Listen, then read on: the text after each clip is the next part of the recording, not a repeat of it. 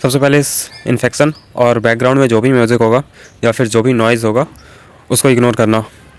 तो काफ़ी लोग सोच रहे होंगे कि साहब को हुआ क्या है, अचानक से इनको कैसे दिमाग में आया कि मैथ्स बुक से लगानी है, बुक से प्रैक्टिस करनी है, कि ऐसा क्या हो गया, कौन सा वैराग्य उत्पन्न हो गया।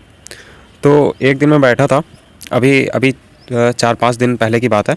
तो एक दिन मैं बैठा था, खाली था, तो संडे का ही समय होगा फिर तो, है ना। तो मेरे मन में खुराफात चल रही थी कि कुछ करता हूँ। तो मैंने सोचा कि बहुत दिन हो गए यार, मैंने मैथ्स का मॉक नहीं लगाया कभी, देखता हूँ कि एक बार मैथ्स में कैसे क्वेश्चन आते हैं। ठीक है, इसलिए मैंने मॉक खोला, बैठ गया मैं।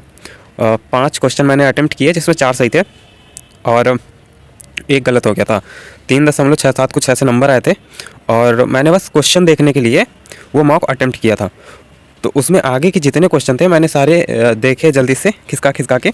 तो सारे क्वेश्चन देखे देखे लग रहे थे लेकिन मेरे से बन नहीं रहे थे। तो मैं समझ गया क्या कि औकात पता चलना ज़रूरी है ना।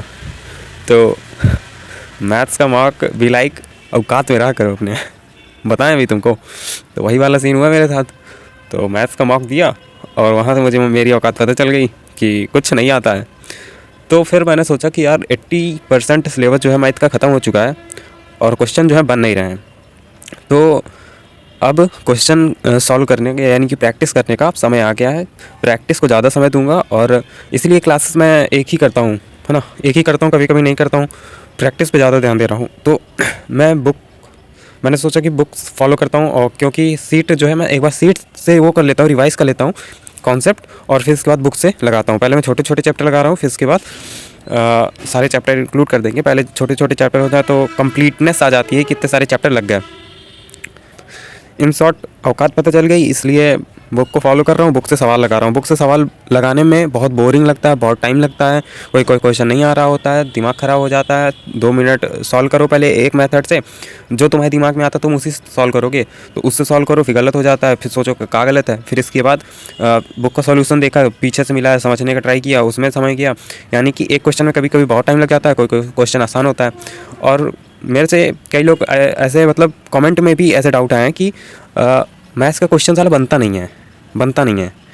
तो देखो, मॉक देते हो ना, रीजनिंग का मॉक देते हो, मान लो एक क्वेश्चन नहीं आया तो क्या मॉक बंद कर देते हो क्या?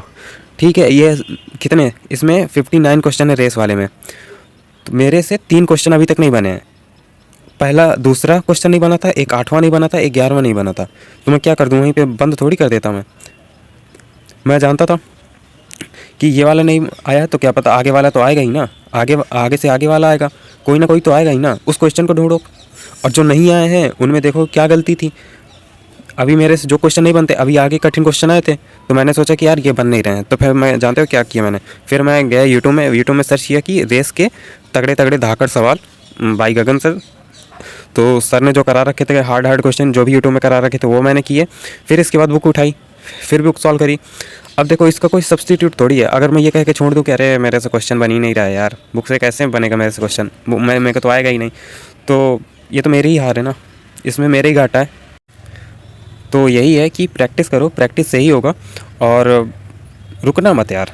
मान लो एक क्वेश्चन नहीं आ रहा तो ये ना सोच के बैठ जाना कि ये क्वेश्चन नहीं आया मेरे को, तो आगे को क्वेश्चन क्या ही आएंगे।